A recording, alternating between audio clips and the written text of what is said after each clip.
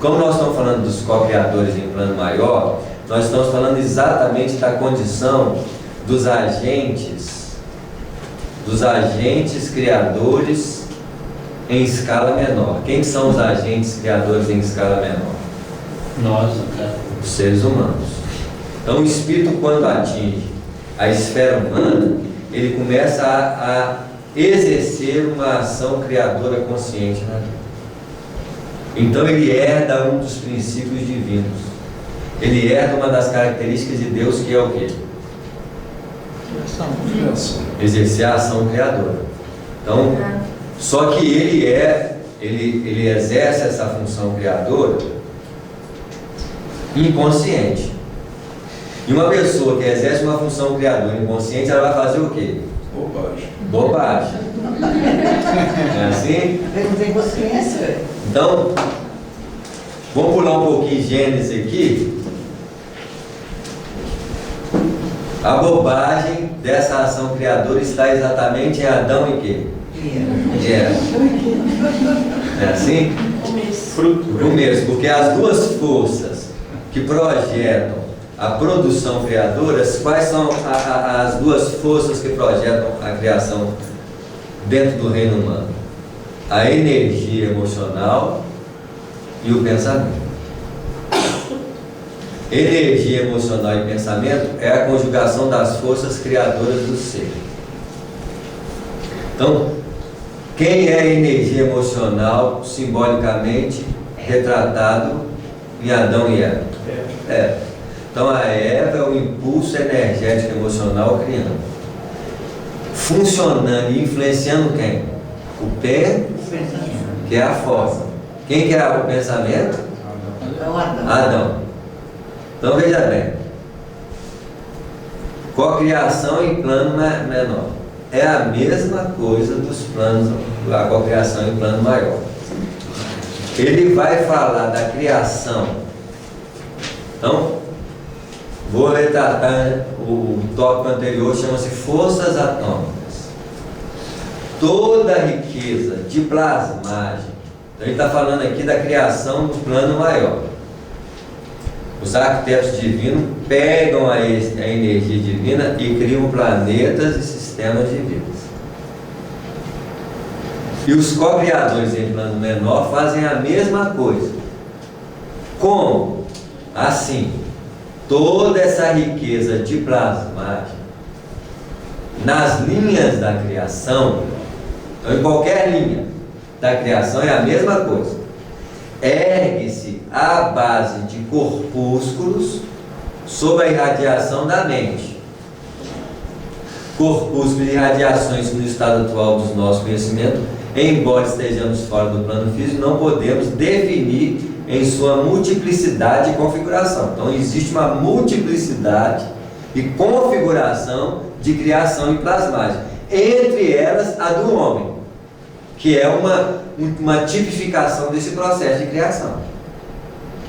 Porquanto a morte apenas dilata as nossas concepções e nos aclara a introspecção, manda para dentro, observar para dentro, introspecção, iluminando-nos o senso moral, sem resolver de maneira absoluta os problemas do universo, que o universo nos propõe a cada passo, com seus espetáculos de grandeza. A razão tem que determinar o movimento das emoções, se você não dá conta dela. É isso que ele está falando. Porque se você subordinar essas emoções, você está perdido. Porque toda hora vai vir a viração da tarde e a voz do Senhor vai perguntar: quem te mostrou que você está nu? Não estava lá no Antigo Testamento? Nós vamos brincando assim, nós estamos só introduzindo para a gente mostrar como que esses estudos se conjugam. Está claro? Que é uma interpretação profunda de acontecimentos da intimidade, em processo de despertar. Então diz assim, cocriação em plano menor. Em análogo alicerce, da mesma forma que os seres assimilam as forças divinas para produzir a vida universal, ele está falando mesmo, em análise alicerce, nas mesmas bases de criação, as inteligências humanas que ombreiam conosco, utilizando o mesmo fluido cósmico, em permanente circulação do universo, para a cocriação em plano menor, assimilando os corpúsculos da matéria com a energia espiritual que lhes é própria, formando assim o veículo físio-psicossomático, em que se expressam ou cunhando as civilizações que abrangem o mundo, a humanidade encarnada e a humanidade desencarnada. Então vamos com calma isso aqui agora. É assim? Por quê? Nós temos que ver alguns detalhes do Antigo Testamento. No livro Criação do Homem, está escrito: e disse Deus, no singular, façamos um homem à nossa imagem, conforme a nossa semelhança. Espera aí. O verbo mudou para o plural. E disse Deus, façamos um homem à nossa imagem e semelhança. Então, quem é que disse? Deus. Foi Deus? Não. Foi os Criadores. Vão fazer um homem igual ao nosso, porque ele está pensando e criando e só vai fazer besteira. Vão fazer o semelhante a nós, porque ele precisa criar e produzir positivo. Porque se nós criamos planetas, eles também criam planetas. E o primeiro planeta que ele cria é o próprio corpo físico, habitat do seu próprio espírito, com uma expressão múltipla de um universo dentro dele mesmo, com várias constelações e planetas diferentes, estruturando órgãos que são planetas para os princípios inteligentes que ele subordina ao seu pensamento. No fundo, nós ensaiamos o mesmo projeto lá, aqui. O problema é que enquanto eu estou ensaiando na formação de um mundo biológico de vida, eu afeto apenas esse mundo. Quando eu começo a pensar e a falar, eu, além de influenciar o meu mundo pessoal, eu começo a influenciar o quê? O mundo fora dele. Então eu começo a interferir na criação divina. E se eu começo a interferir na criação divina, o que eles vão fazer?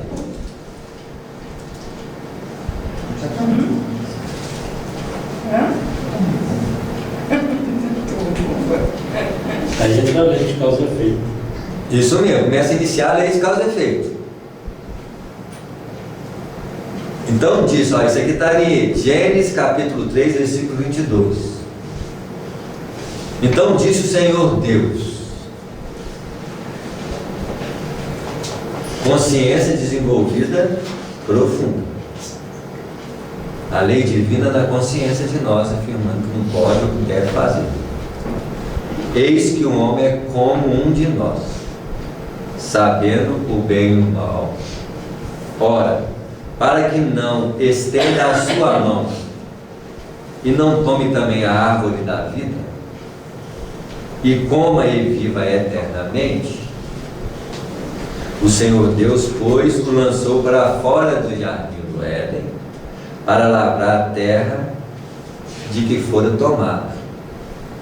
E havendo lançado fora o homem, para experimentar a lei das experiências externas, o processo da evolução infinita, para que ele aprenda a entrar no jardim do Éden da intimidade, para assenhorar dos recursos profundos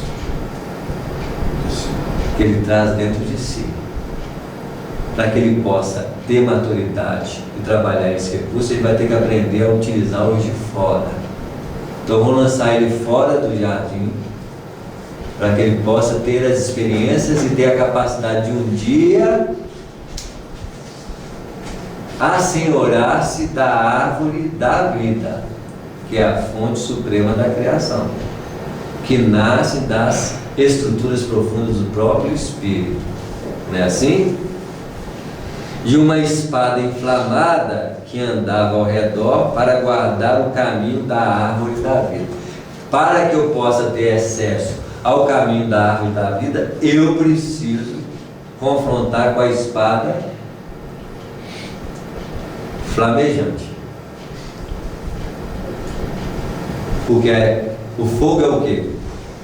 Transformador. Eu preciso ter uma luta íntima transformadora. Eu não posso assenhorar da árvore da vida na luta exterior, porque a espada verdadeira do discípulo ela tem que estar colocada para a bainha adentro, não é assim? O Pedro lançou a espada e cortou o ouvido dos outros. Aí embanha a sua espada, porque a luta do discípulo é interna. Então a espada é o quê? Para dentro. Para senhorar da árvore da vida, além de ser para dentro, ela tem que ser o quê? Flamejante. Porque para mim ter acesso, eu tenho que transformar a minha perspectiva interior. Porque só assim eu posso senhorar dos mananciais íntimos. Por quê? Vamos parar por aqui no texto aqui, irmão, nós paramos aqui. Eu tenho que voltar nisso aqui, né? Assim? Até a humanidade. Não, vamos começar no título de novo, né? Então vamos trabalhar isso. Porque o homem até então constrói as coisas automáticas.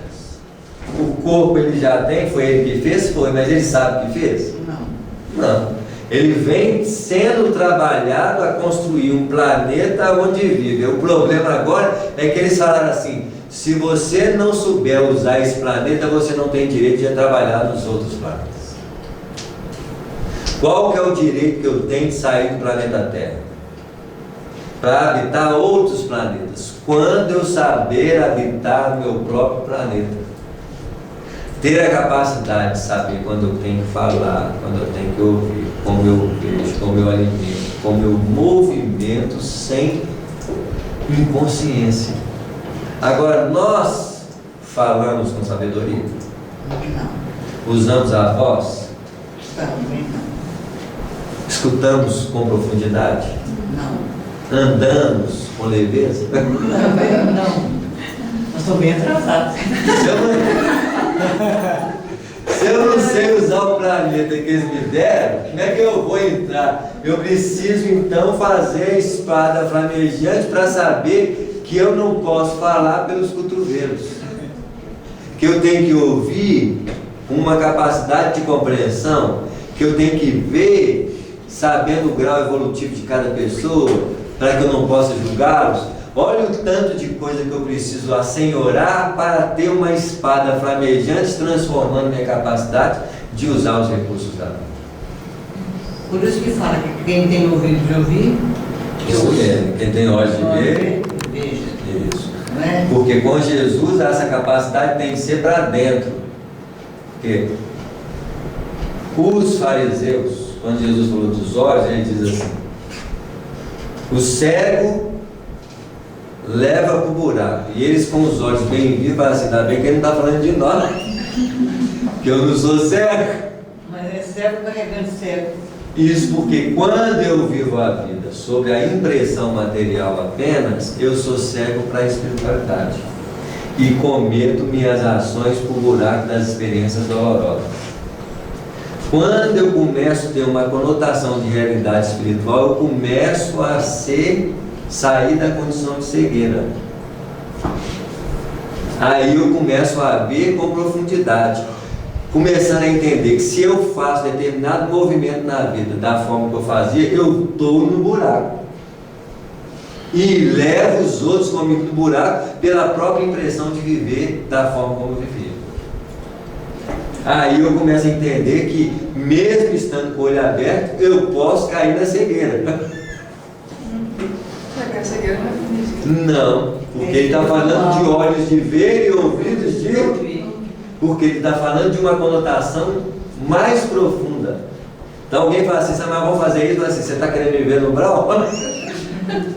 Não posso. Mas o que é isso, meu filho? Nem sei o que é um brau, você vai saber. que eu já vim de lá. Eu ainda não quero voltar. Se você não conhece ainda, você não esqueceu comigo. Mas eu tenho olhos de ver e não posso fazer a mesma coisa. Espírita não é cobrado na doutrina espírita, é esclarecido. E na clareza do olhar, ele sabe o que deve e não deve fazer. Ninguém fala para ele, não faça. Porque se ele fizer, ninguém também vai falar que não deveria ter feito. Porque vai estar lá e vai sentir a realidade viva daquilo que escolheu fazer. Está claro isso, gente? Nós temos que encerrar por hoje.